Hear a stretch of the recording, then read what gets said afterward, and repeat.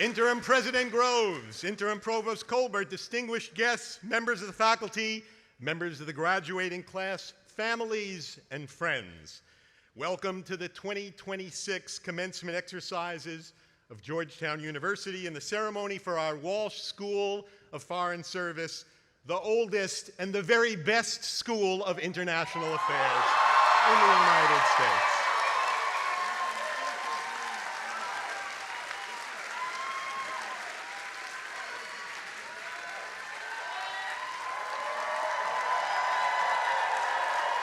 Students, faculty, please be seated. This is a day of celebration to mark a transition to a new stage of your journey.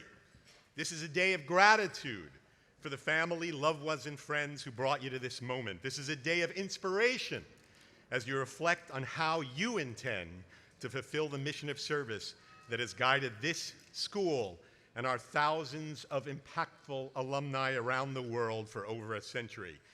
This day comes at a pivotal global moment. The principles and institutions upon which this school was founded, global cooperation, multilateralism, democratic governance, evidence-based policymaking, are being challenged like never before. The practice of service, enshrined in the very name of our school, has been maliciously maligned. But on this campus, we celebrate the thousands of alumni who have come before you, that have sacrificed to serve their communities with honor and integrity. We reaffirm that it is only through greater understanding and empathy for the rich diversity of cultures and approaches around the world that we can find ways to solve our greatest global challenges. And at this Jesuit university, we must also remember the human dimension of international affairs. There are graduates and families sitting in this audience today who know the fear of hearing bombs overhead, the pain of being forced from their homes, the struggle to support innocent friends and relatives deprived of basic humanitarian needs, the longing for the return of those unjustly detained, and the unfathomable grief of losing loved ones to violence. We grieve with them.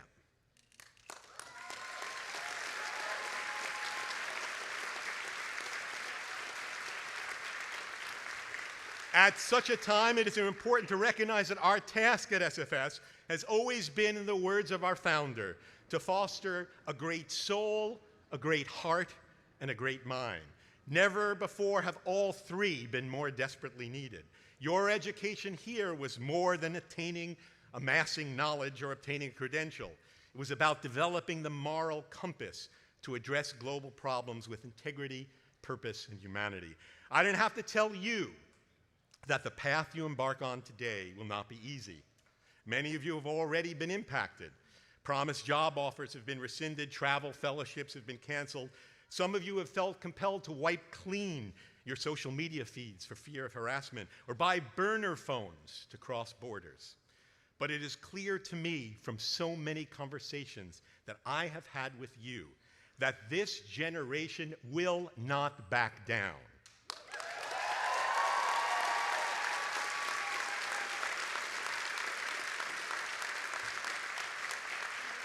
Your spirit is stronger than ever. Your commitment to service, however you have chosen to exercise it, is unwavering. You have shown the ability on this campus to disagree but not disparage, to differ but not defame. Let that spirit continue to guide you as you leave here and enter this increasingly polarized world. For it is at this very moment that the mission of SFS, a global school of diplomacy dedicated to fostering peace through understanding, is as critical as ever. This mission has now become your mission. And inspired by that mission, you give us all hope that we can get to a world where cooperation transcends borders, where justice tempers power, where evidence guides policy, and where human dignity is universal. Now let us begin the ceremony with the national anthem, which will be led by the members of the Georgetown University Concert Choir and Chamber Singers under the direction of Professor Frederick Binkholder. Now, and at several other points of this ceremony, I will invite our graduates and guests to stand At these moments, please participate in a way that is most accessible to you.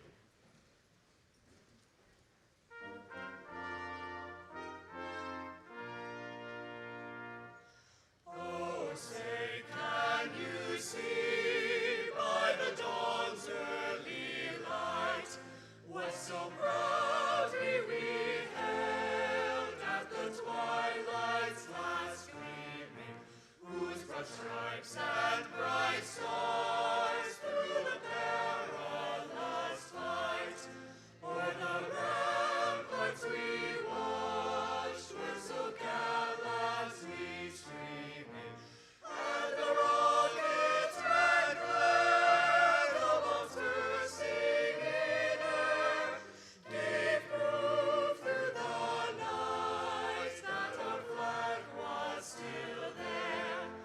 Oh, say does that star-spangled banner yet wave o'er the land of the free and the home of the brave?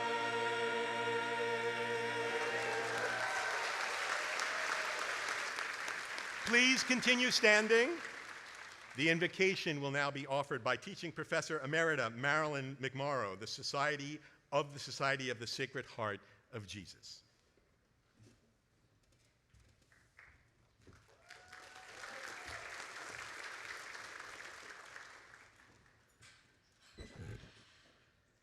Loving God, may we begin this hard-earned and well-deserved celebration by recognizing you as the source of our being, you, our creator and sustaining force of this amazing universe, your gift. You, the ground of this university and its mission, within which the lives and intellects of these, our beloved graduates, have unfolded these past 4 years. Lord, you have called each one of these young graduates forth from ancestors and ages unknown, from journeys and histories beyond our ability to grasp, and in due time, from these grandparents and parents here, online, and very especially those who are present with us even though they have passed beyond the veil. Lord, these are their children, their dreams and hope, sometimes their anguish and worry, but always their deepest joy.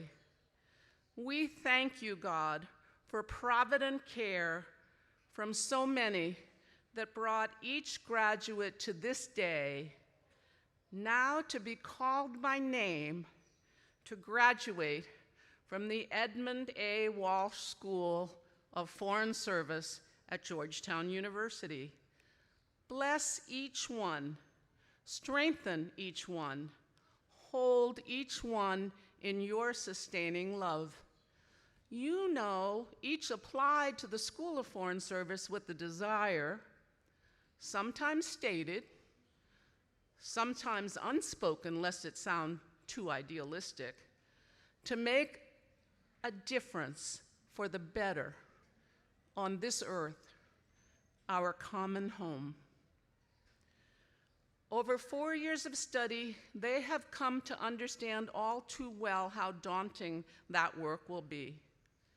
As they graduate, we ask you to strengthen that original desire, make it their unwearying conviction through thick and thin, in season and out, even in dark times. And Lord, you know these are dark times, yet we implore you to keep alive in them and in all of us the knowledge that others in times past have somehow found the courage necessary to survive worse, much worse, refusing to surrender their humanity to power, barbarity, greed, and hate, seeking instead to transform evil into healing and grace.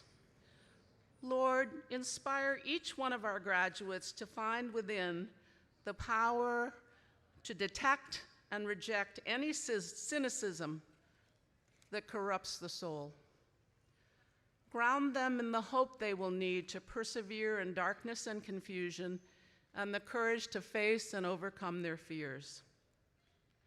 Strengthen in them the convictions that resort to violence is always a human failure, that ideals can yield real-world effects for the better, that even in complex situations, persons of goodwill and imagination working together can devise some way, however limited or tentative, toward creating a more just path that may enable human well-being. That public service must be oriented toward the common good. That diplomacy, rooted in reconciliation, humility, and a willingness to take creative risks, can yield the hundredfold. That the law should serve justice, not interest. That private life and conduct, as well as public, must be rooted in truth and in deep regard for the equal dignity of all persons. And Lord, renew their energy along the way through friendship, humor, delight, and love. For they are about to undertake the next step in that project they saw proclaimed each day over the death-defying ICC stairs.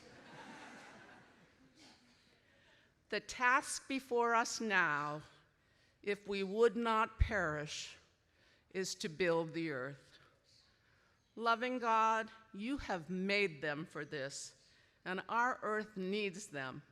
So we entrust them to your continued fidelity and provident care, confident that you will not fail them. Amen. Indeed, alleluia.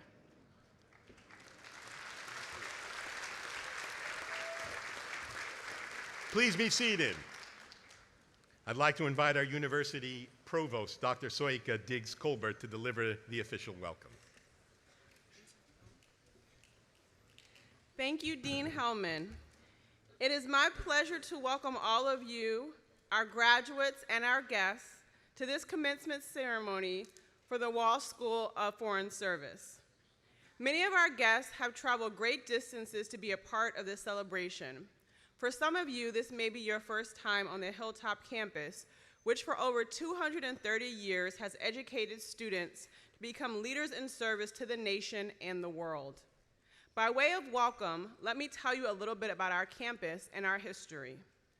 Georgetown has grown in 3 stages. The first stage began when John Carroll bought a small parcel of land on which to build his academy. Not yet a college, certainly not yet a university, but a place with big ambitions. The Jesuits in Maryland had been sometimes legally, often illegally, running schools from the time they arrived in 1634. If you look up at the balcony of White Gravener on the far end of Copley Lawn, you will see images of those schools with dates: 1634, 1640, 1677, 1745, and finally, Georgetown Heights in 1789. But even with these exceedingly modest beginnings, Georgetown harbored 2 great ambitions. One was to begin training leaders for the New Republic, established in the same year as Carroll's Academy.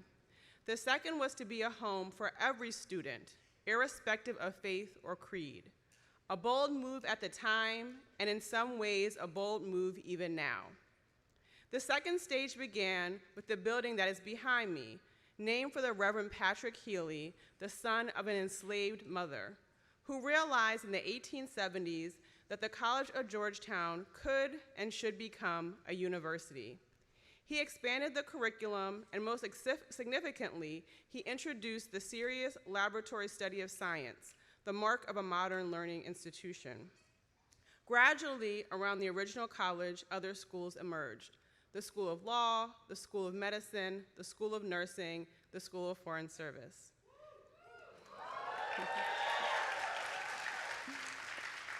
The dream, Georgetown's dream, rooted in Carroll's dream, kept getting bigger. At the end of the 1920s, a remarkable Jesuit, W. Coleman Nevels, began the third stage of the dream, what he called the Greater Georgetown. Georgetown not only as a national, but a global institution. He built Copley Hall and White Gravener, completing the front quadrangle. Unfortunately, the Depression shut down much of Father Neville's ambitious plan, but it did not stop Greater Georgetown from becoming steadily greater. Because the greatness of Georgetown is not in its buildings, the greatness of Georgetown is not even in its dream. The greatness of Georgetown is in the contribution to the world of those whom Georgetown has trained. The greatness of Georgetown is you, our newest class.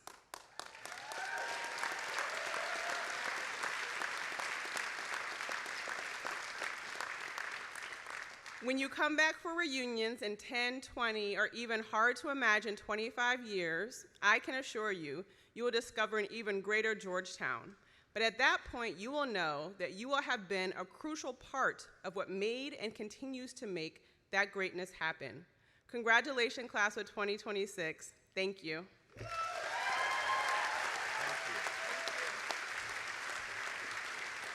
Thank you, Dr. Colburn.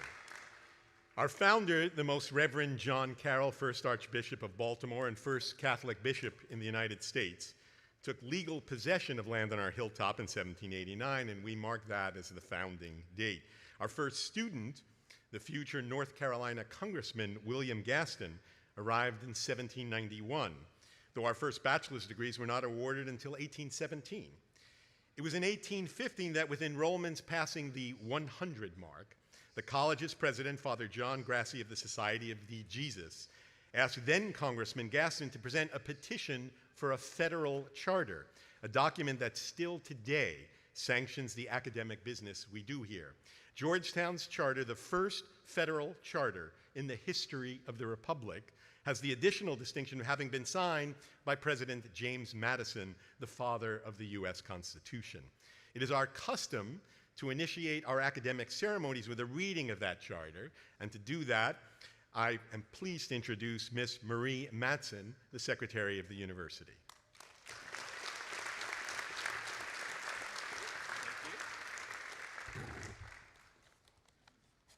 An act concerning the College of Georgetown in the District of Columbia.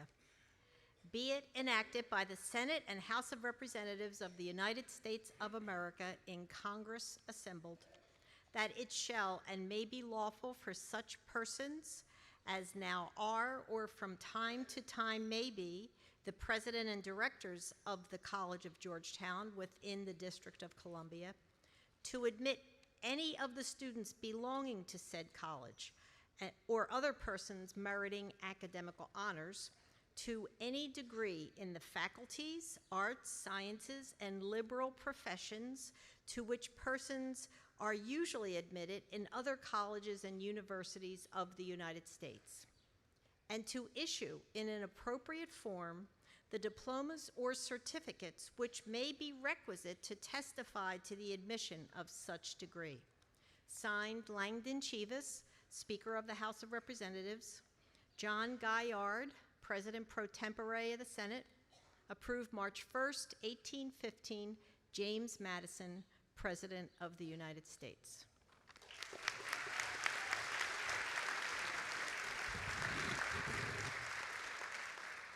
Thank you, Ms. Matson. Within the last 2 years, the world has reached an alarming milestone. The number of active armed conflicts has exceeded that of any time since the end of World War II. Traditional alliances designed to keep the peace and foster cooperation in the face of truly global threats have frayed. Adversaries have found new ways to impose harm on all of us. Diplomacy seems to have become a lost art. It is against this backdrop that we celebrate the career of a true diplomat, the Honorable John Kerry.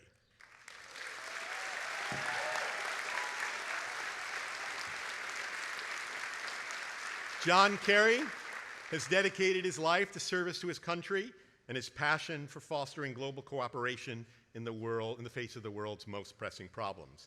I would now like to invite Sir Andrew Steer, Georgetown's own distinguished research professor in the practice Environment and Economics, and former head of the World Resources Institute and Bezos Earth Fund, and a formidable practitioner of the art of diplomacy in his own right, to introduce our commencement speaker and read the citation for his honorary degree. Sir Andrew.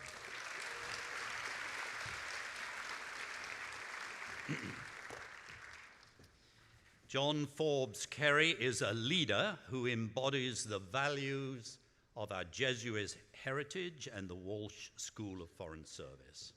He has devoted his life to public service with a deep commitment to social justice, to the dignity of every person, and to the care of God's creation. Secretary Carey is a man of great courage. He fought in Vietnam. He earned 5 awards for bravery, including the Silver Star. He showed further courage on returning home, becoming a leader of the movement to end the war and speaking powerfully before the Senate Foreign Relations Committee. In later years, he would chair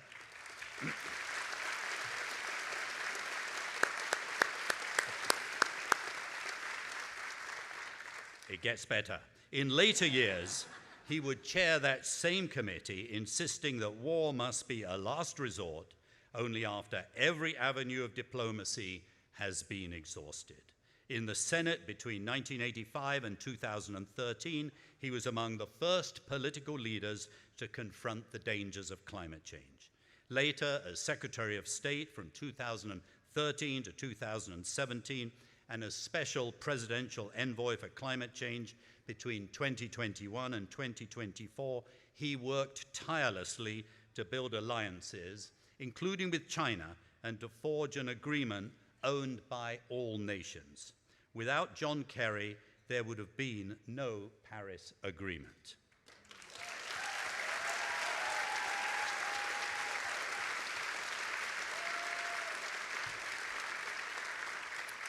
And when he signed that agreement on behalf of the United States at the United Nations, his 2-year-old granddaughter sat on his knee, a vivid reminder of why we must act. Those of us privileged to work with him know a man brimming with ideas, relentless in his belief that a better world is possible, and quite impossible to keep up with. And now, for the citation, I invite Interim President Groves and Secretary Kerry to rise, I see they already are, for the reading of the honorary degree citation.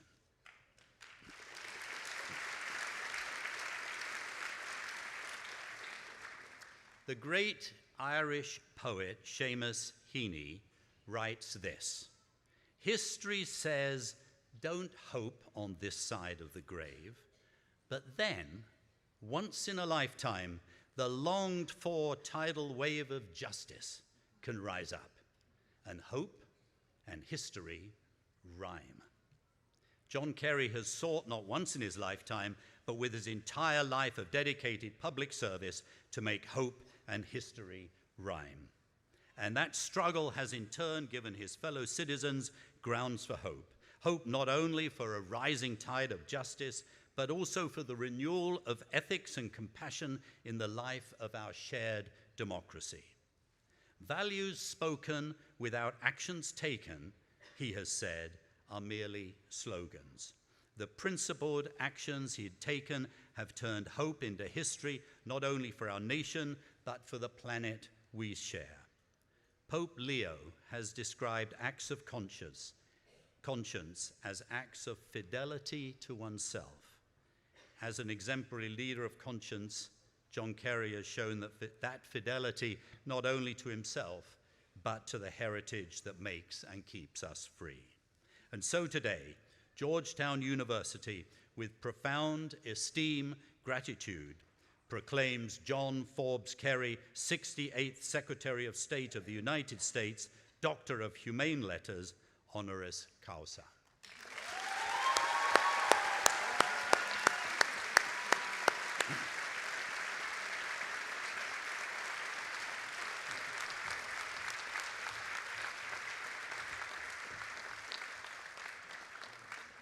By virtue of the authority vested in me by the Congress of the United States and by the Board of Directors of Georgetown University, I officially confer upon John Carey the degree of Doctor of Humane Letters, honoris causa.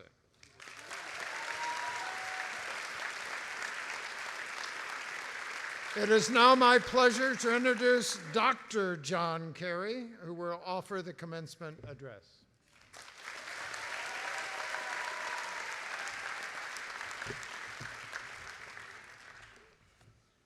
I'm going to screw up the whole program now, just moving this. You see?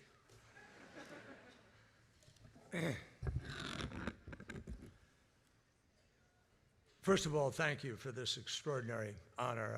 I'm really very touched. For years, I have attended Mass in the chapel when I was here as secretary and senator. And Georgetown has a special place in my heart, in our family heart. My stepson went here, rode here, and is passionate about his participation at Georgetown. Thank you, President Groves, for your leadership, and thank you for the honor that you have bestowed upon me. It is special. Provost Colbert, thank you for, you have a tough job. Not that the others don't, but it's hard work being provost at any college or university because you're really overseeing the mechanics. And of course, Dean Hellman, thank you so much, sir. You've been just terrific. We had a good chance to just visit with each other a few minutes ago and go back in history, because way back in history with Dean Peter Crow, I had the privilege of being briefly on the Board of Advisors, Board of Visitors for the Georgetown School of Foreign Service. I understand Tom Brady spoke to the business school earlier today. So technically, folks, he was my opening act.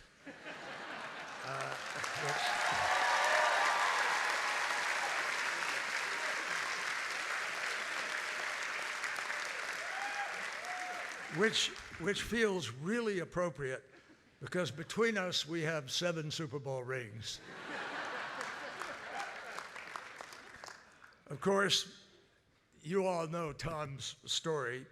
Before he became the GOAT, he was picked number 199 in the draft, a 6th round selection.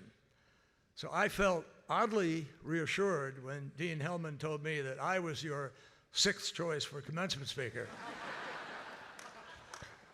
Now, I graduated from college exactly 60 years ago, and from a Jesuit law school a decade later, believing, as you heard a moment ago, that we can change things. We can, each of us individually, make a difference. In 1966, Time magazine named not one person, but our entire generation, Person of the Year. And they predicted that we would cure poverty, cure disease, end war, build better cities, and more or less perfect the world. Now, I know what some of you are thinking. How'd that go? Fair question. But the truth is, we made progress. And progress is messier than you can imagine, and you will learn that as you go forward in your careers. History just doesn't move in straight lines. It lurches, it stalls, it surprises you. Sometimes it bends towards justice, and sometimes it feels like it just entirely misplaces the map. But if there's one thing I've learned after a lifetime of service, of diplomacy, of politics, and more airport lounges than any human should endure, the world changes fastest precisely when people assume that it can't. In class of 2026, whether you like it or not, you are graduating into one of those moments. You're entering a world of extraordinary possibilities and profound uncertainty. A world reshaped by artificial intelligence, climate disruption, geopolitical instability, technology breakthroughs, democratic strain, institutional stress, and information systems that often reward outrage faster than understanding. And unlike my class in 1966 or 1976, you're not graduating into a world where diplomacy is winning the day, as we just heard, let alone diplomacy artfully practiced, nor even where basic governance and compromise is considered a shared responsibility, or basic truth is accepted as an objective reality. Here's the good news. You have something that my generation did not. You already know uncertainty. You grew up with it. Economic shocks, political division, a pandemic, wars live streamed into your phones, technologies transforming faster than institutions can adapt. You understand something that earlier generations sometimes resisted and avoided. The world can change overnight. And strangely enough, that may become your greatest advantage, because uncertainty, contrary to what people will tell you, is not weakness. It's an asset. Uncertainty keeps you curious. It forces you to ask better questions. It prevents the dangerous illusion that you already know everything. And after decades sitting across negotiating tables from presidents, prime ministers, adversaries, allies, activists, generals, and occasionally senators convinced they were the smartest person in every room, I can tell you this, folks. The people most certain they are right are often the least capable of solving problems. And my friends, the world has enough certainty today, particularly from people who are certainly wrong. What the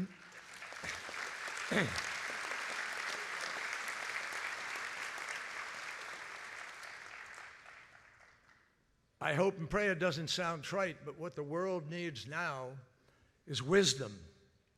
And wisdom begins with humility. The single most important lesson I think that I learned about diplomacy did not come from a classroom. It didn't come from the Foreign Relations Committee. It came from my father, who for a time was in the Foreign Service, 1950s, Cold War. He told me that diplomacy depended on being able to see the world through somebody else's eyes, understanding their assumptions, their fears, their aspirations, the experiences that shaped them, not agreeing with them necessarily, not abandoning your principles or ignoring your own interests, but understanding enough to actually make progress. That's diplomacy. It's a lived lesson that I found in my 31-year journey with a frequent opponent and a sparring partner, but also an unlikely but equally frequent ally. John McCain, senator, now deceased. He and I met.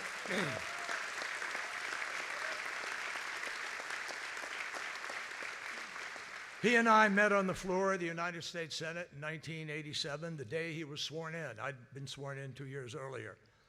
And we had opposite views about the war in which we both served. And the frosty residuals of those differences remained for these two young senators. We were, it seemed, resigned still to be fighting a war over the war here at home. And then years later, around the first Gulf War, through happenstance and seat assignments that are based in the Senate on seniority, we were plunked together, face to face, for a night of flying to Kuwait. Neither could sleep. We struck up a conversation. And John spoke about the weight of growing up with his father and grandfather as admirals. We ended up inevitably talking for the first time, talking out our own experience. He as an aviator, mine as the skipper of a 50-foot gunboat on the rivers of the Mekong Delta. And from that all-night conversation, something started to stir in both of us, a decision to end the continuing war over Vietnam in our own country. That had to stop. And so we joined forces to answer the questions, legitimate questions, in the most case, about potentially thousands of missing Americans in Southeast Asia. And ultimately, John and I decided to make peace with Vietnam, but first with each other. On one trip,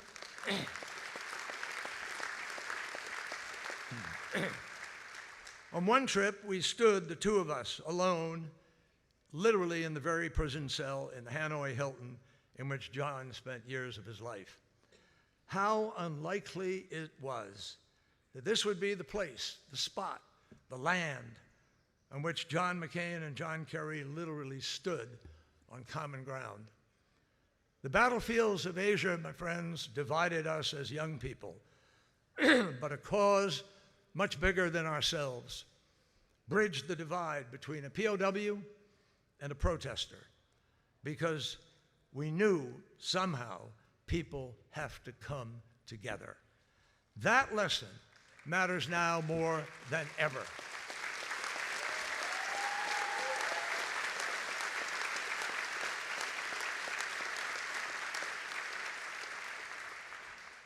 And at some point in time, folks, we in the US started to confuse talking with people with talking at them. We confused performance for persuasion, volume for leadership, certainty for strength. And maybe the greatest challenge facing your generation is this: to rebuild truth and trust in a world that increasingly profits from disinformation and division.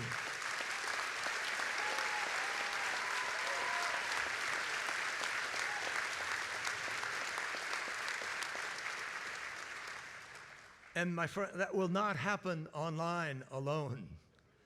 Diplomacy is still at its core profoundly human.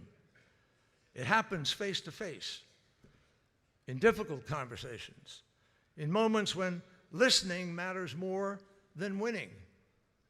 Some of the most consequential breakthroughs that I've witnessed in negotiations on the Iran nuclear agreement, Paris Agreement, Dubai, Syria, getting weapons out of Syria, they all happened in the side rooms. They didn't happen under the bright lights or in front of the cameras. Late at night, when people finally stopped performing and started listening, when someone asked one more question, stayed 10 more minutes, decided understanding mattered more than scoring points. And some of the most important decisions that you all will make will seem ordinary in the moment, but in fact, they may be historic. And history, we know, rarely announces itself. Some of the moments that change everything is that the change really never feels historic as you're working on it, but suddenly, boom, it can explode in this remarkable burst of elation and happiness at ending a war, or genuinely improving people's lives.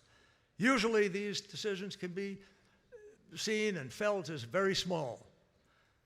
What matters, though, is quiet persistence, the choice to show up, the choice to listen, the choice to stay engaged when cynicism feels easier. Because cynicism, despite its reputation, is not wisdom. Cynicism is surrender dressed up as sophistication.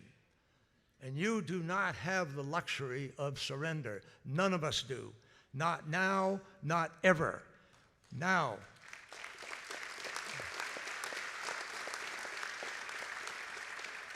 We can't afford to walk away and just say we'll leave it to someone else in a world that is this interconnected, this fragile, but this full of possibilities, all of which are extraordinarily exciting and energizing.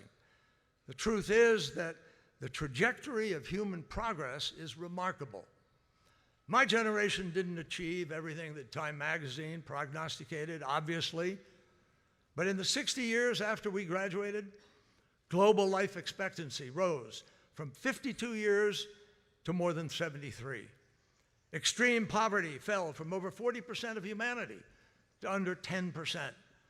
Childhood mortality dropped by more than a half. Diseases that terrified entire generations and ravaged whole continents, polio, smallpox, HIV. They were beaten back by science, by medicine, and by international cooperation. Now, at this moment, you do inherit a world where breakthroughs are therefore accelerating. The price of solar power has fallen 90% in a generation. Clean energy broadly is the cheapest energy in history. AI is now being used to deliver new materials, map proteins, speed up drug development. The list is long and getting longer by the day. For all the headlines about division and instability, more human beings today can read, connect, travel, and contribute their talents than at any moment in human history. So,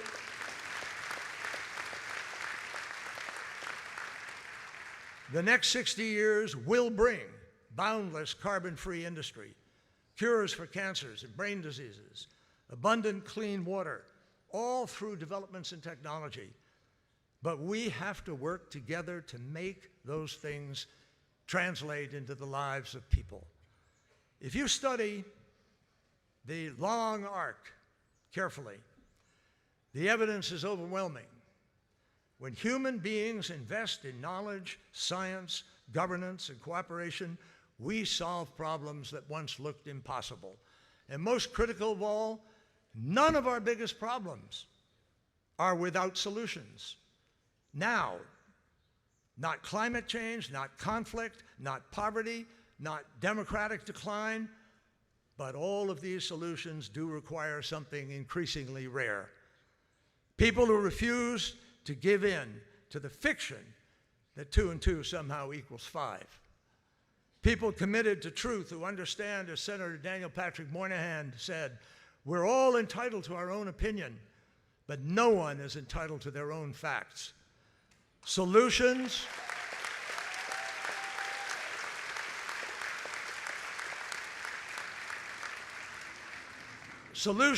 require people who are willing to stay in the arena, people who use their platforms to bring people together instead of pushing them apart.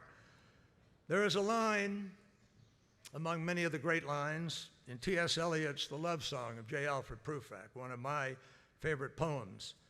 And Prufrock asks, do I dare disturb the universe? But he spends most of the poem hesitating, wondering, second-guessing, waiting, unsure of choosing. And respectfully, the challenge of today requires you, each and every one of you, in whatever walk of life you choose, to do exactly the opposite. Class of 2026, disturb the universe. Disturb it with curiosity.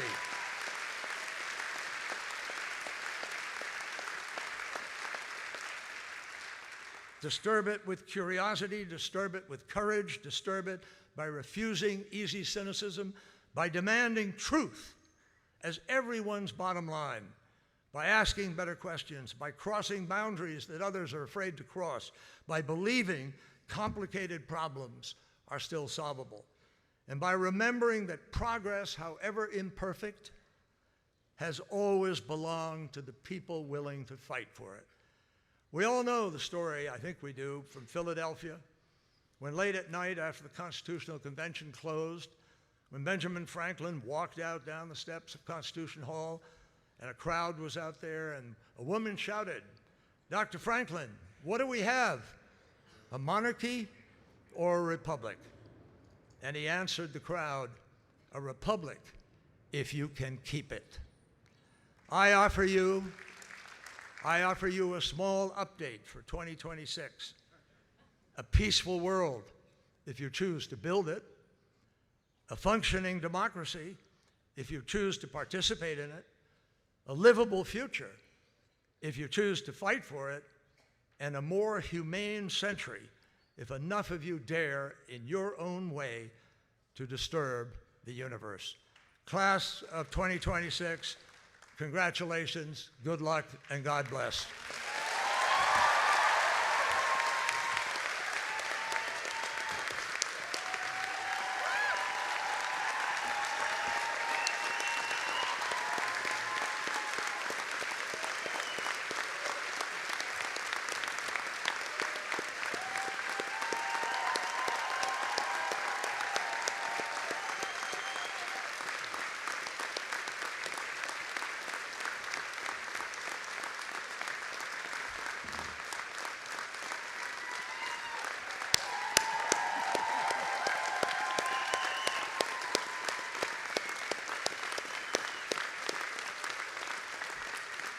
Thank you so much, Dr. Carey, for those inspirational words. Now that you're seated, we will now have the presentation of the degree candidates. So will the degree candidates please rise?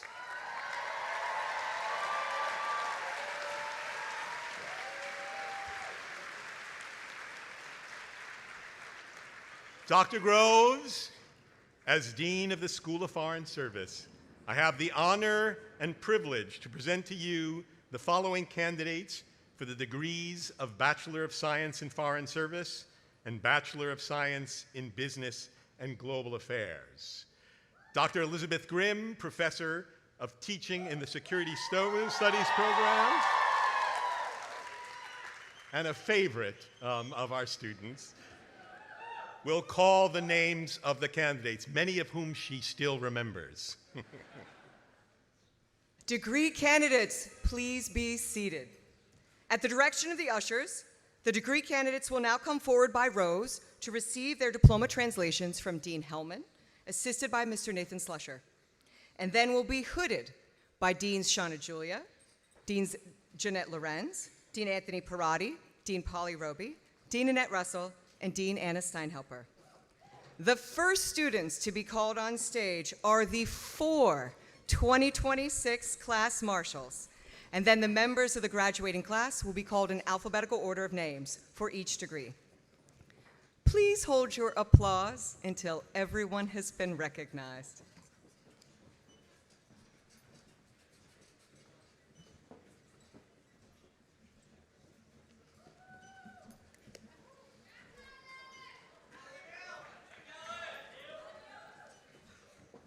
Starting with our 4 class marshals, Khalid Robert Malouf, Neil Thorley, Benjamin Gatan, and Sydney Pappas. Mia Kiara Abatacola, Romy Abu Fadl, Nicole Marie Abadea, Mariam Halima Ahmad, Barrett Faith On, Selena Al-Shahabi, Sophie Eva Alexis, Tess Anderson, Anoki Ashwin, Dechan Atsatsang,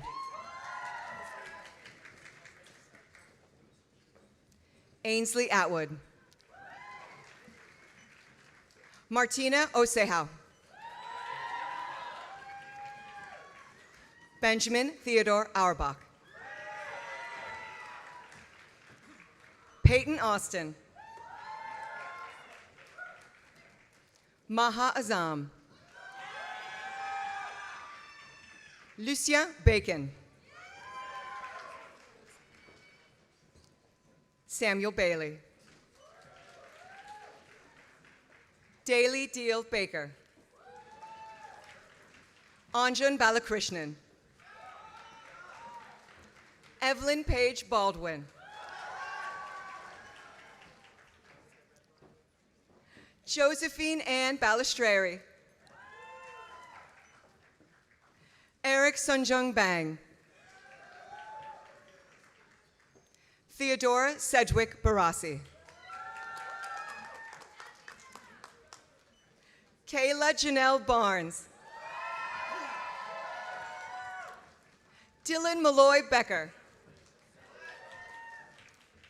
Patrick Bennett, Blake Francesca Bertero, Meredith Ann Byer, Zain Bamani, Risa Baumick,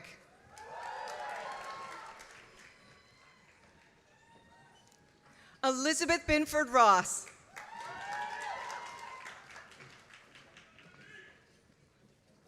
Alexis Ray Bond. Giovanni Bonfilio.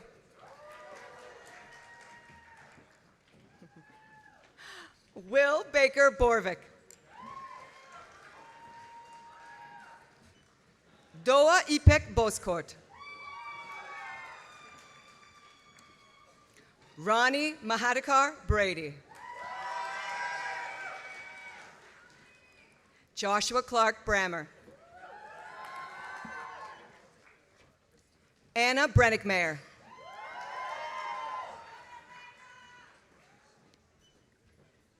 Iman Noor Bryn.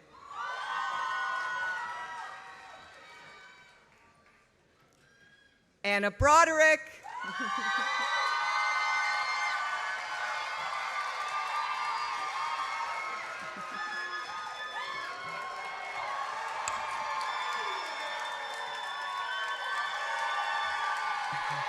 Samuel Buin.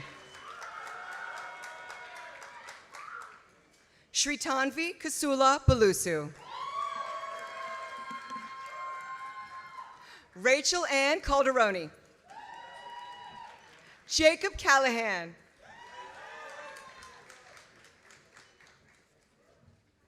Catherine Ann Callow.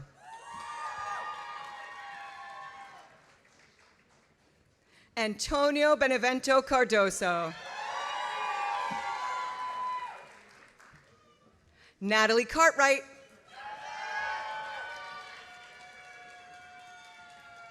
Mar Casajuana Oliveira. Anna Christina Leaning Casey. Daniela Castillo Cayon. Brandon Bradshaw Kate Jr.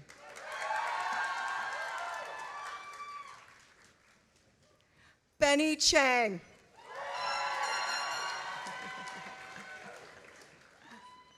Kristen Chang. Sam Chang. Claire Elizabeth Leon Chia. Sophia Chen. Catherine Chen Wu. Victoria Chetorivsky-Freimerman. Alexis Chia. Isabel Ching. Jay Shin Ching.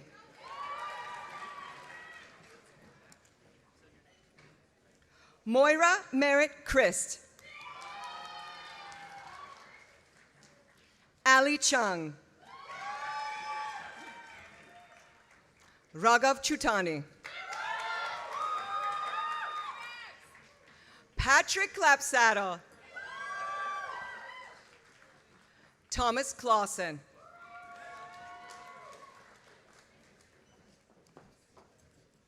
Timothy Charles Cole French. Sophia Elizabeth Komisky. Aiden Connors. James Conway.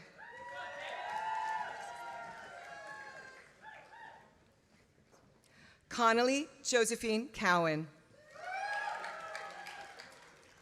Enrico Bean Autorejos Datu.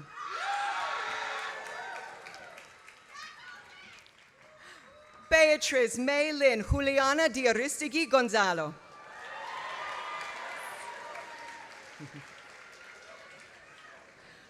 Adriana de la Calle Vizcasillas. Madeline Deary. Maria Luisa Dalmush Kampush. Yihan Dang. Delaney Devlin.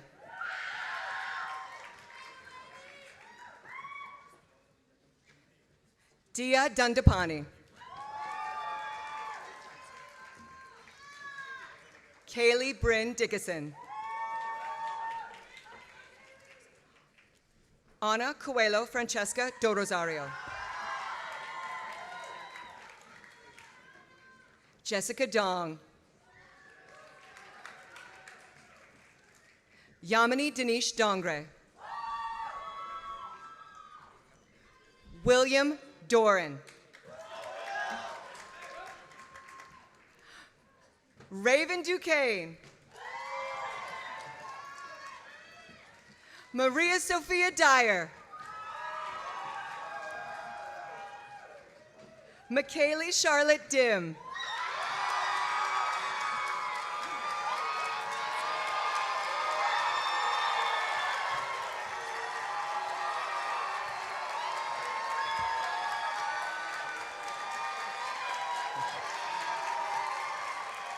Louisa Eaton.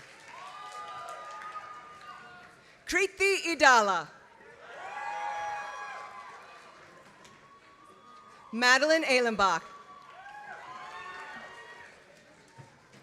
Brendan Michael Earhart.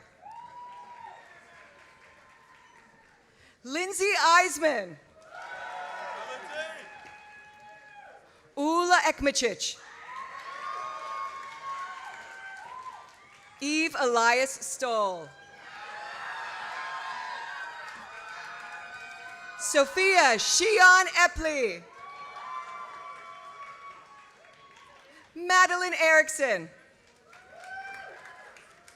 Jean-Luc Uzen. Clara Evans. Alexandra Fall. Sophia Fang. Alicia Elizabeth Farber. Leighton Farrell. Bianca Farzam. Kellen Fenrick. Isabel Victoria Ferguson. Sophia Fernholtz. Kira Farrell. Ron Ari Finkelberg. Ryan Thomas Finster. Nicholas Fraley.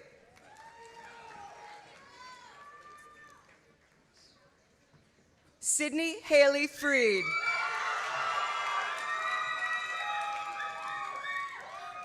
Brittany Galindo. Ruby Ann Gilmore. Amelia Giordano.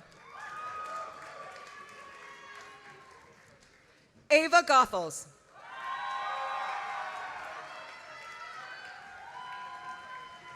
Natalie Goldwasser.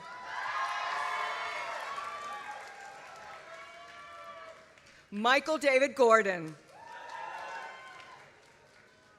Yulina Goto. Madeline Grabo. Alicio Greco Correa.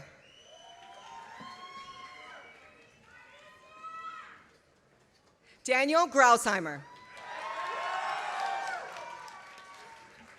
Matlock James Grossman. Konstantin Grozdanov. Jorge Guajardo Sada. Hans Christian Gunther. Divya Galithingam.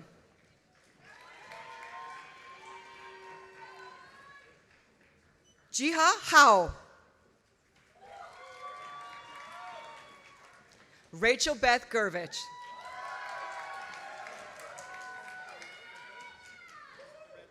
Natalie Corrine Gustin.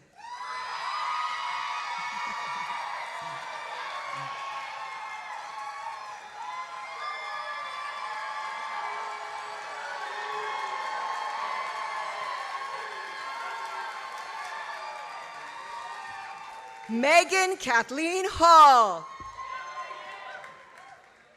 Natalie Ham. Anna Han.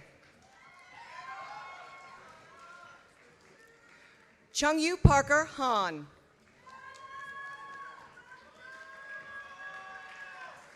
Amanda Linyon Howe. Isaac Hawkins.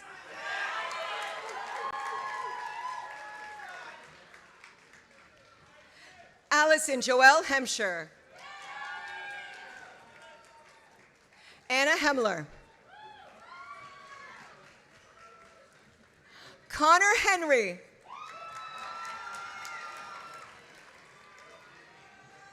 Lena Hong. Grace Hopkins. Emma Claire Horvath.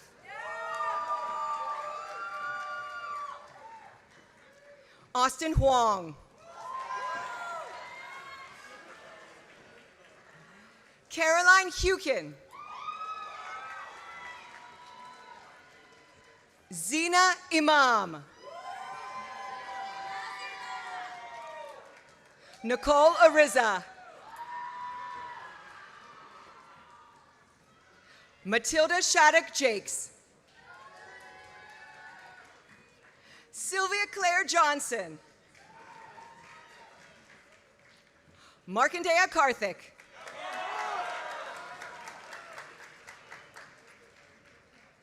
Anya Karamunchi. Aliki Casiota. Annabella Katz.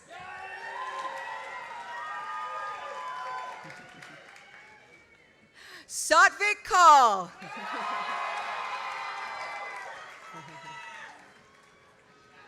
Japleen Kaur. Patrick Healy.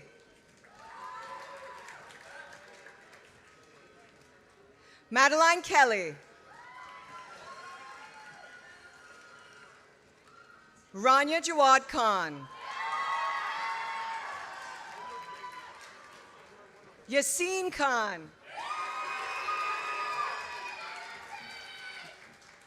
Caroline Kiley. Charles Kirk.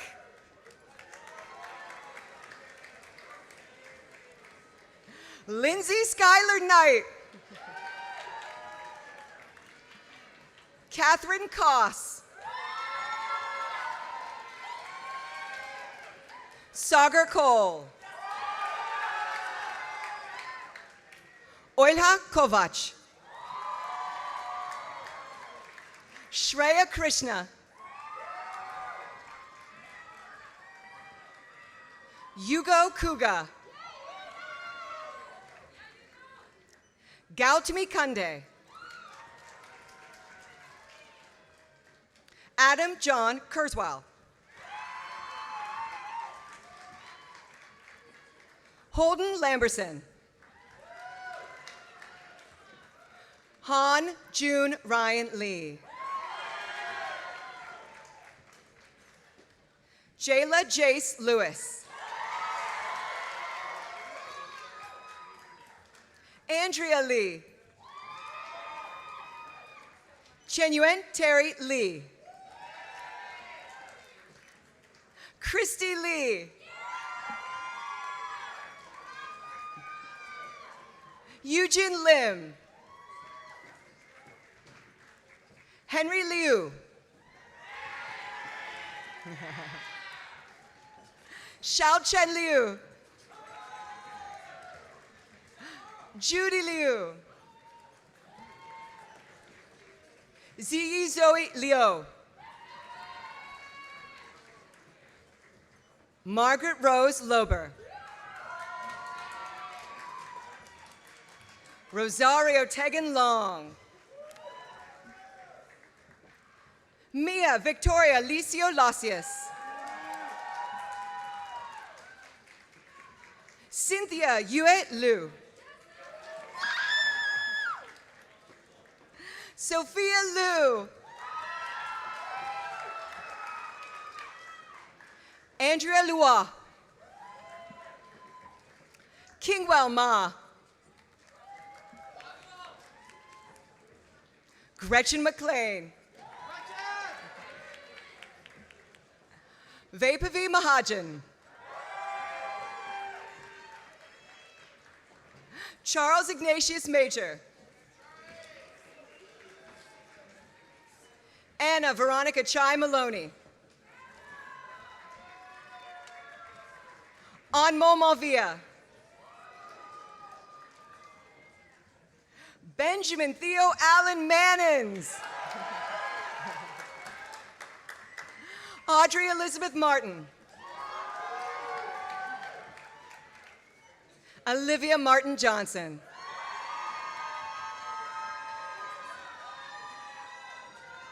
Rachel Congdon Mason. Alyssa Grace McCadden. Fiona Naughton.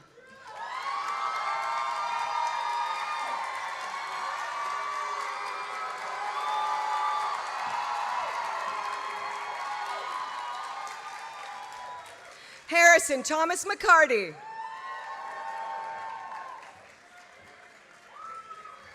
Catherine McGuire. Cecilia Callan Mesa. Eileen Rosemary Zoo Miller. Vivian Jo McClyman Miltner. Marina Mitrinovich. Samantha Montero. Robert William Moore III. Maria Jose M.J. Morales. Alessia Mosca. Kevin Murphy. Kirill Mironenko. Sharona Nagamutu. Zane Wilbur Nagel. Sophia Ann Najri Handel. Anissa Nanavati. Elizabeth Nelson. Rose Astrid Newhouse. Ariana Ng. Oliver Nee. Amy Marie Francis Nilsson. Amberly Nuttall. Daniel O'Leary. Calarise O'Neill. Miguel Ocampo. Kaylin Michelle Ook. Melissa Ozturk. Anissa Palovich. Aditi Pangam. Yasmin Parsi. Shreya Patri. Sophia Ontu Pedretti. Claudia Rose Perkis. Nicole Louisa Peskin. Sophia Pesishkan. Mary Flom. Catherine Grace Stilts Philippon. Carmen Phillips. Deepa Fuyal. Sophia Viviana Pineda.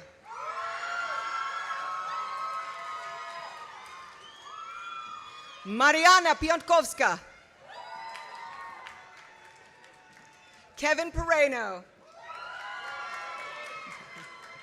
Aiden Pomerantz. Shelby Powell.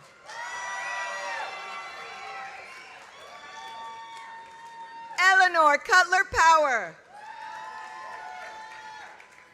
Courtney Powers. Roshni Powers. Elliot Lionel Prezerowitz. Leo Palizzi.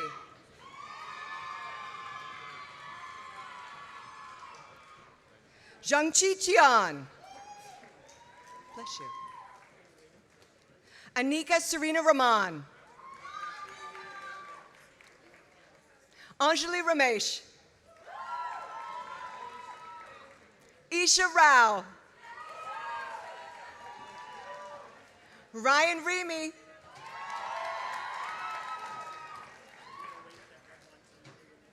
Anvitha Reddy. Trevor Reed.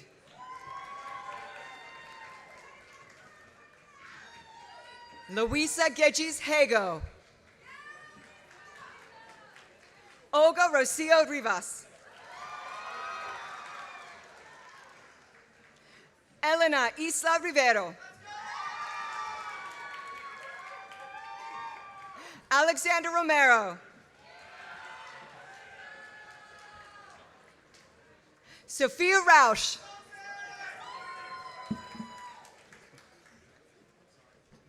Harnor Satcher.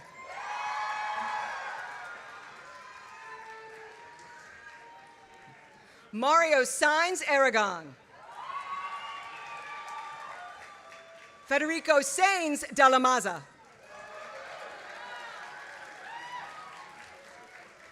Amara Iman Salim.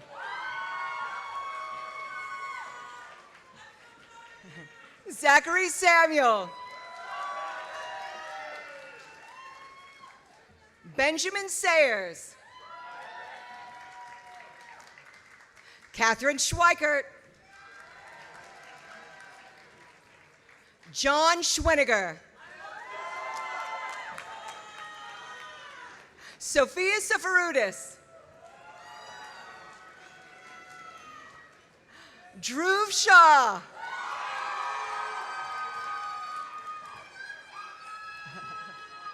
Pujin Shah. Anthony Sharafulin. Sophia Sharma.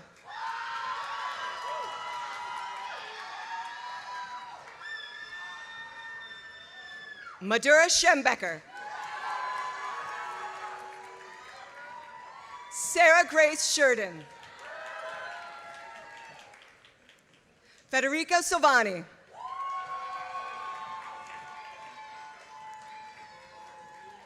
Hannah Sim.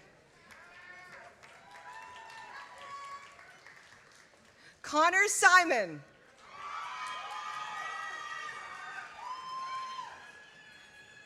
Alexander Sinhaivsky.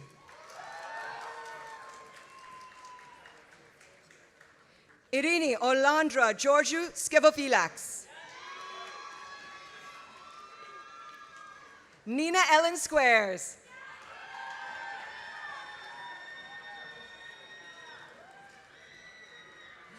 Venetia Deemleitner Smith. Haruka So.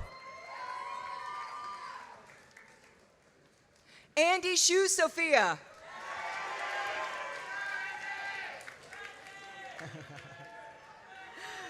Luke Saad Solomon.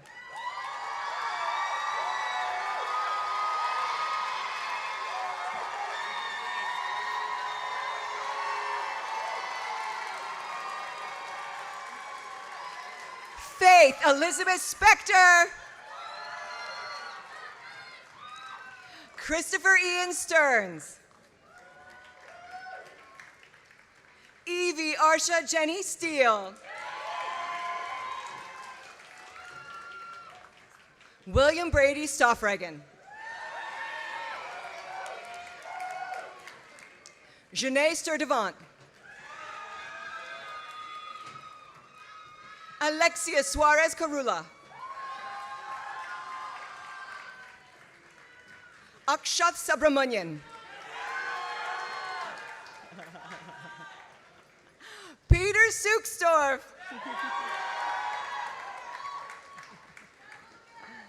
Joan Catherine Sullivan. William Sun. Andrew Swank. Hope Rayuen Tan. Julian Tan. Nikita Tadachar. Yariel Alberto Tejada.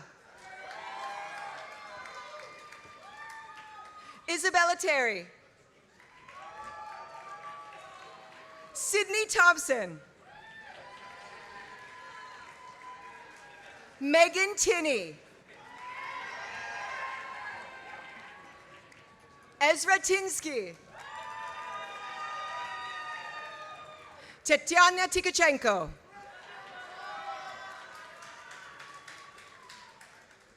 Lila Talasian.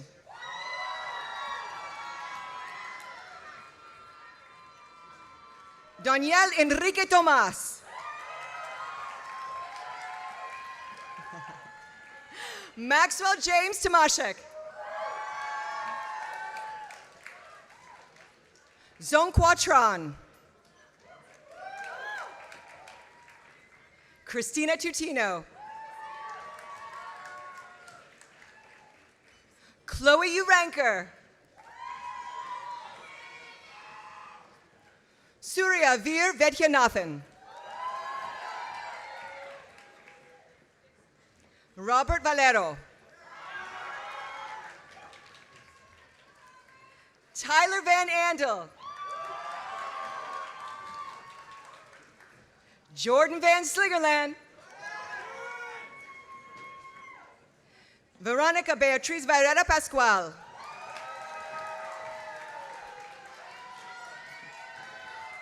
Anya Vaswani.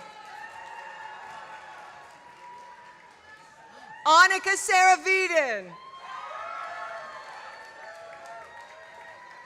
Rafael Velez. Kara Venditti. Shutta Venkatesan. Celeste Viana. Emma Viscount. Sahana Vivek.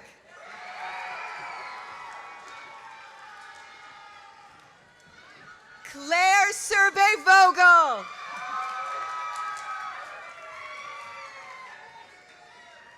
Kylie Aaron Voidy.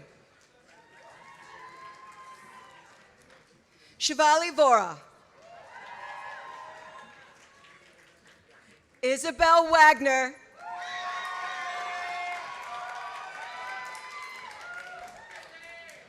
Sahar Wakilzada.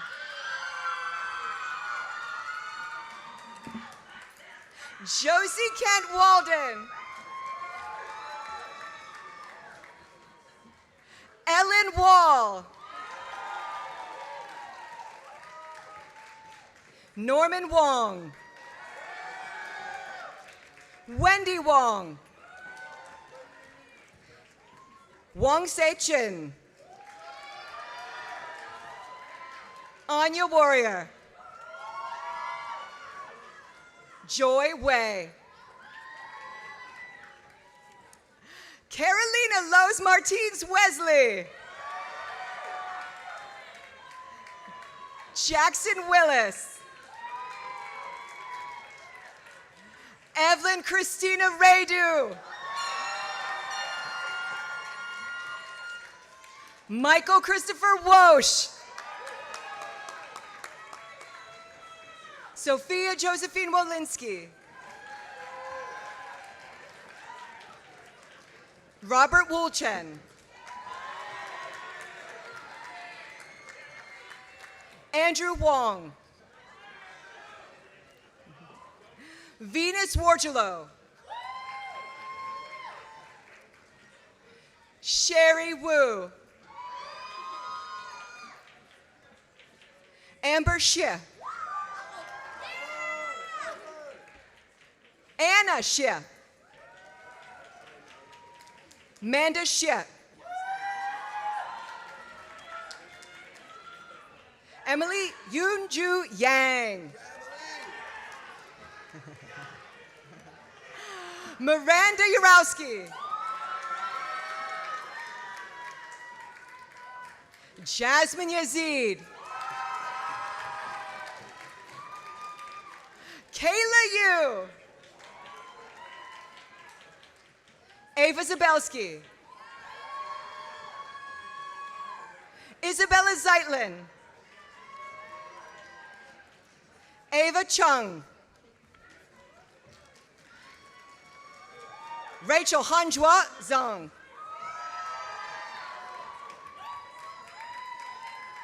Yuki Zhang. Emily Zhao.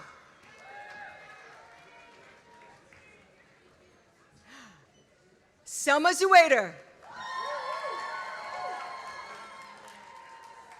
Sebastian Zuba.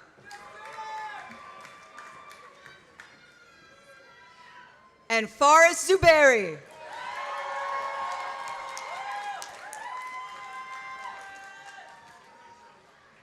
Now we have our Business and Global Affairs graduates.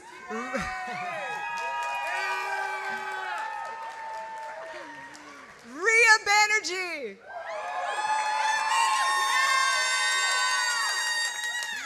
Brendan Carroll. Ellen Carter. Aaron Chan. Liesl Shepard Cobb. Clara Maria Dugois Sines. Leah Elizabeth Favero. Roya Huang.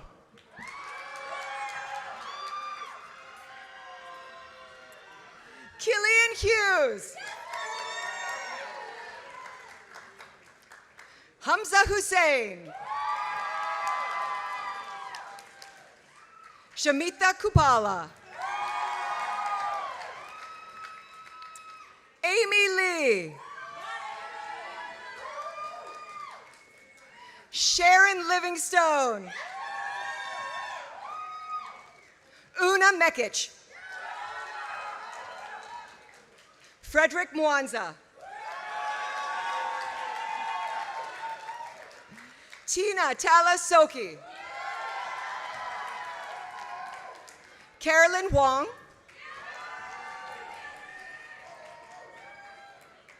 And finally, Abby Shu!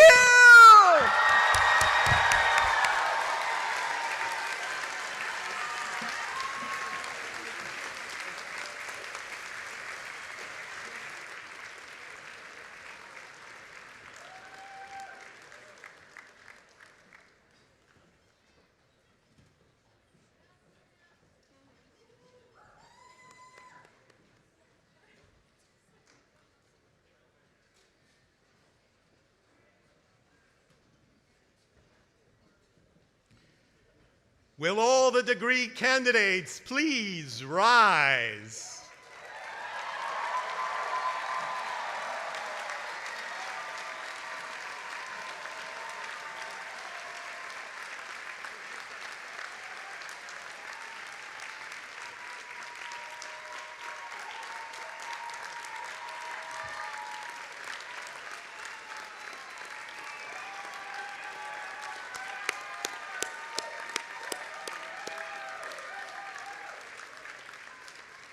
Dr. Groves, these students have been duly examined and recommended by the faculty and approved by the Board of Directors. I therefore ask you to bestow on them the degrees in course. Are you ready? By virtue of the authority vested in me by the Congress of the United States and by the Board of Directors of Georgetown University, I officially confer upon the aforementioned candidates the degrees of Bachelor of Science in Foreign Service and Bachelor of Science in Business and Global Affairs. Congratulations.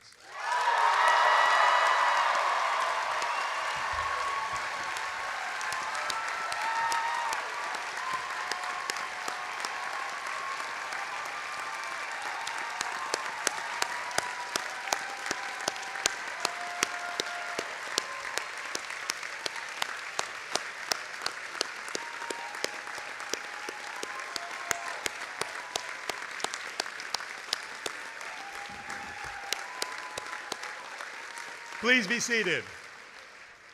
Members of the class of 2026, congratulations. You've worked hard, and you richly deserve the honor you've received. Today, you join a legacy of a century of SFS graduates around the world who have shaped the global order, and now it's your turn to accept the responsibility to lead the next era of change. Change that is so desperately needed.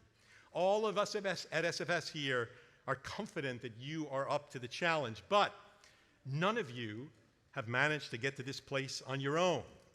You've benefited from the knowledge and wisdom of your professors. You've been supported by family and friends. Now is the time, graduates, all graduates, to get up on your feet. Please rise. Turn around and salute the people in the audience who helped you get here today.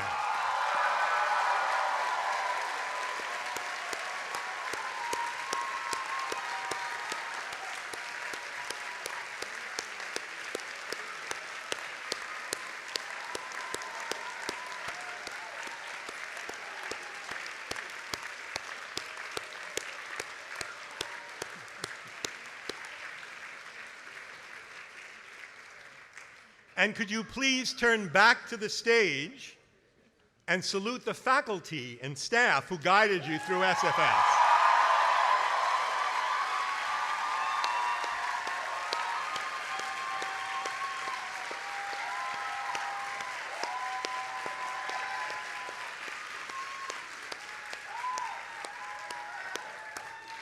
Please be seated. I'd like to now ask Dr. Groves to offer us some closing reflections.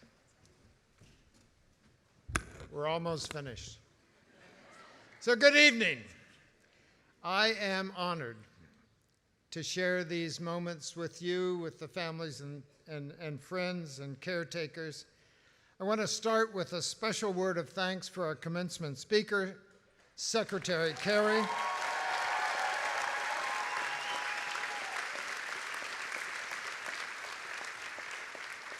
And Dean Hellman, I want to thank you for your leadership of the School of Foreign Service over these years. Thank you very much.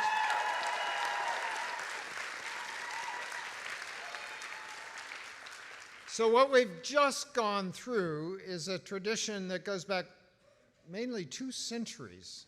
So at a time like this, it's proper just to stop a little and review what this university strives to attain and how these wonderful graduates will meet the world.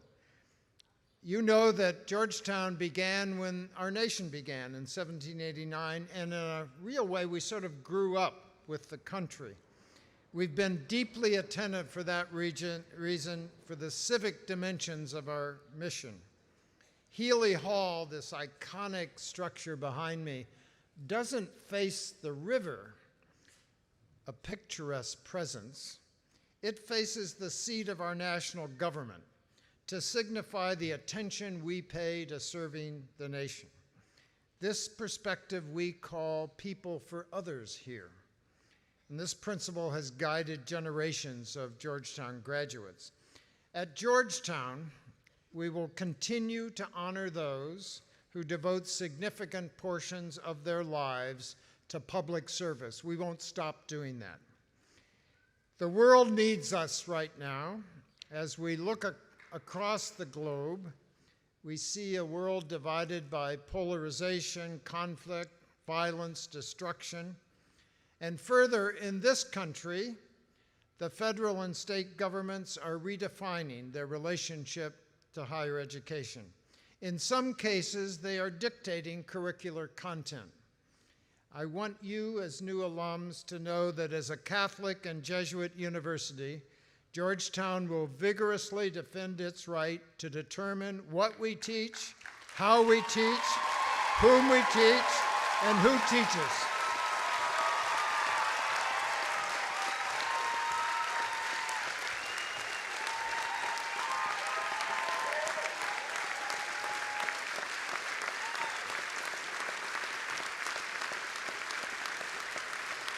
Thank you. So in the face of these attacks, we ask ourselves, why are we all here? We've come to the conclusion that as a university, the best way to address this question is not to answer what we do, but why we do what we do, the why of Georgetown, if you will. Since the 16th century, Jesuits have dispersed around the world, often one man at a time, to build schools, often in areas, and most often in areas hostile to their efforts. In 1789, this school was boldly open to all religions, an attribute newly permitted by the state of Maryland, but in no other states, and made permanent in 1791 with the First Amendment of the Constitution. We have maintained an openness to all religious beliefs and to those who have no religious beliefs at all. We will continue to do that.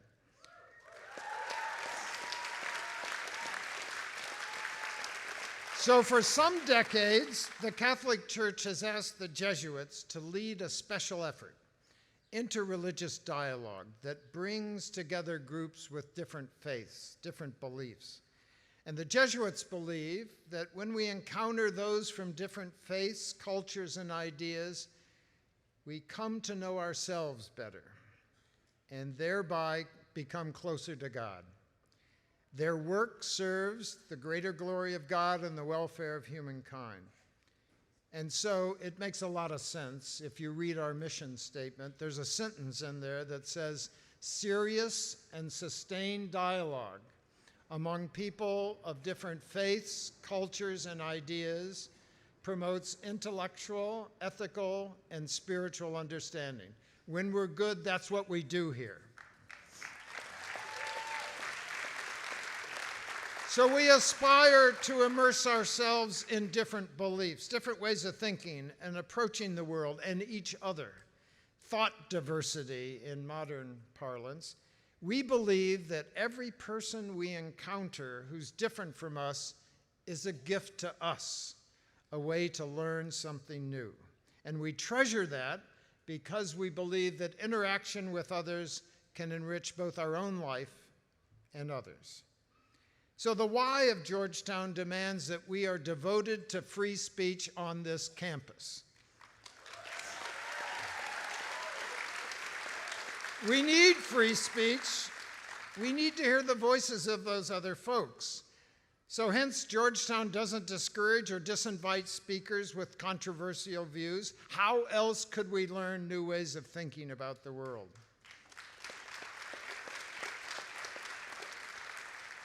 But we are devoted to free speech on campus, but we also know that hurtful speech threatens real dialogue between people. So we aspire to civil discourse while freely exposing ourselves to different perspectives.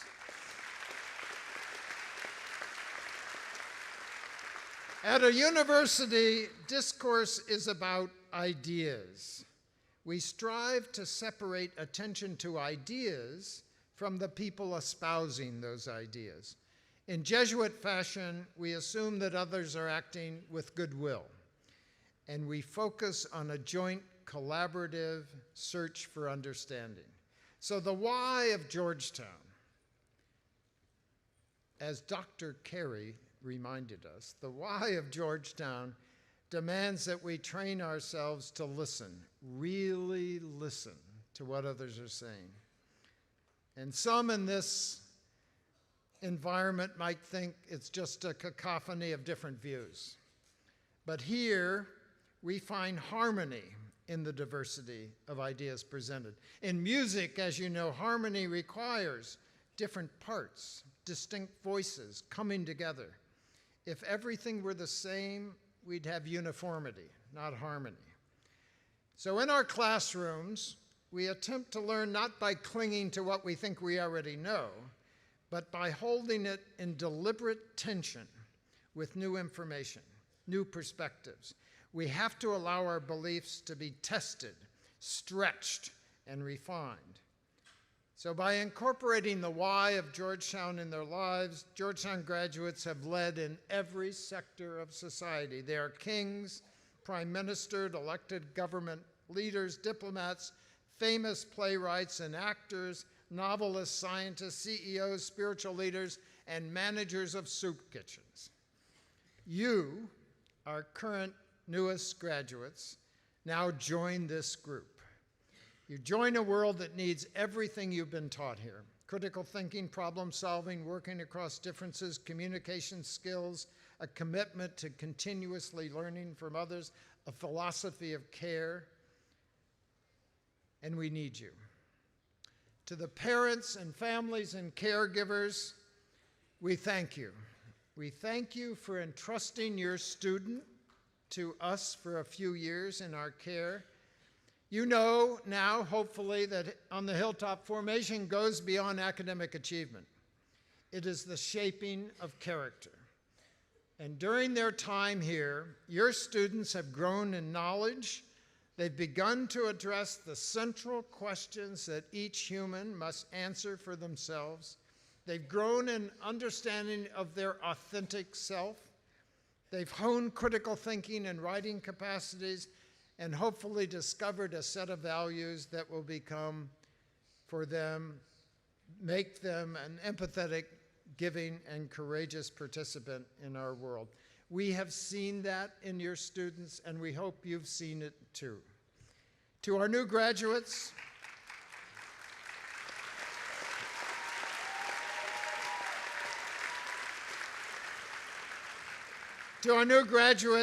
each of you are stepping in a world, as we've said, that urgently needs what you've nurtured here.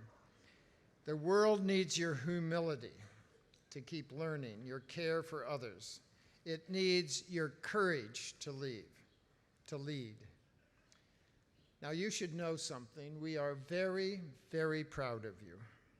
You have all the skills and energy to tackle the big problems. This is your moment, a moment that you'll never have quite like this.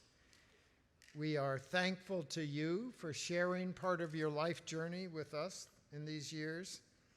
You are forever part of this community. So one more time to the class of 2026, congratulations.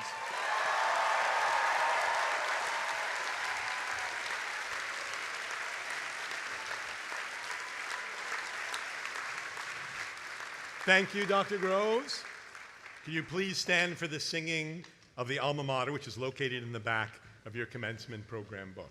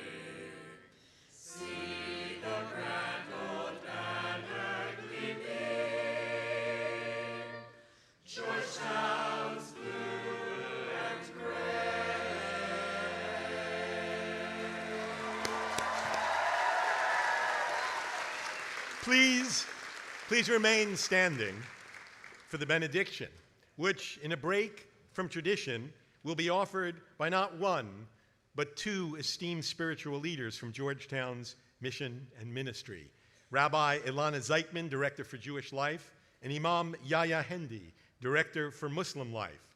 At a moment of such division in the world, when the evils of anti-Semitism and Islamophobia are on the rise, they have exemplified our university's commitment to interfaith dialogue and understanding, not only through their pastoral care, but even co-teaching a course together called Interreligious Encounter. They will jointly offer us a closing prayer. Rabbi, Imam.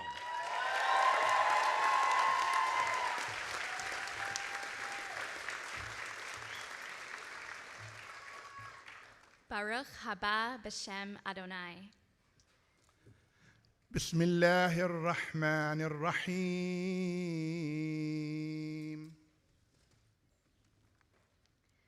Eloheinu v'Elohei Avotenu, our God and God of our ancestors, thank you for the opportunity to celebrate our graduates as they conclude their academic journeys with us and take their next steps throughout the world. Bless them with deep satisfaction for all they have learned inside the classroom and out. Help them now utilize their hard-earned wisdom for the greater good. Teach them to trust in themselves, to rely on their experience and relationships when they need guidance, and remind them that they have what they need to do meaningful and hard things. Help them to be Rodfei Shalom, pursuers of peace, wherever they go. May you guide them in making choices informed by hope, justice, and truth. Enable them to see the divine image in all they encounter. Remind them that there is always more to learn and build on, and that there is so much to look forward to, even amidst life's challenges. Please bless their friends and families who supported and encouraged them during these years of study. May you further bestow your blessings on those who have given so generously of their time and insight to educate and guide these students. Bless those whose daily work enabled them to enjoy this beautiful campus. May you lead us all towards peace, guide our footsteps towards peace, and help us all reach our desired destinations for life, gladness, and peace. Baruch atah Adonai, shomea tefillah. Blessed are you, God, who hears our prayer. In the name of God, the merciful, the compassionate, O Creator of all things known by many names, who has spoken to all people in all times through an abundance of prophets, dominated by no one race or land. The Quran declares, stand out firmly for justice, for in the pursuit of justice you find righteousness. Almighty living God of justice and compassion, make this season of a graduation one that inspires us to turn to love those fears, to inspire us to break the swords of war, to put off the fires of hate, and to march together in the gardens of kindness and liberty. We ask that you inspire our graduating class of 26, the leaders of the future, with the ability to love unconditionally, to humble themselves before your glory prayerfully, and to become a voice of truth and justice vigorously. God, we ask for a new season of hope and optimism, and a new generation committed to tranquility around the world, and a new path of reconciliation between all nations and races. Living God, repair our souls so that we may echo the voice of reason, wisdom, and sanity in our country and all over the world. God, give us the wisdom to realize that redemption will be realized when all people return out of their exile from each other, with the belief that the clash of ideas is the sound of freedom. And in doing so, God grant them the courage of the strong, the endurance of the marathon runners, the hope of the young, the wisdom of the aged, and a faith that does not shrink when challenged, so that they may turn to each other and not on each other. Guide our graduates to know that though the market value will determine their salaries, you, God, determine the value of their lives. And let us all say amen. Go and celebrate.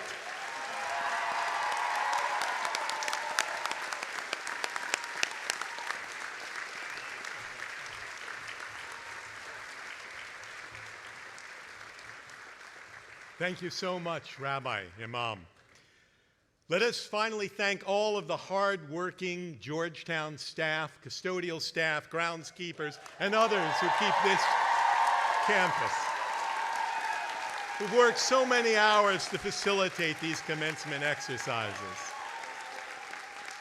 I'd ask our guests to please remain standing at their places until those on the stage and the graduates have recessed. We'll hold our next ceremony in about an hour, so out of consideration of those graduates and their guests, we ask you to please leave this area with decorum and a little haste so we can reset the stage for the next events. So now, the 2026 commencement exercises of Georgetown University's School of Foreign Service are now officially closed. Hoya Saxa.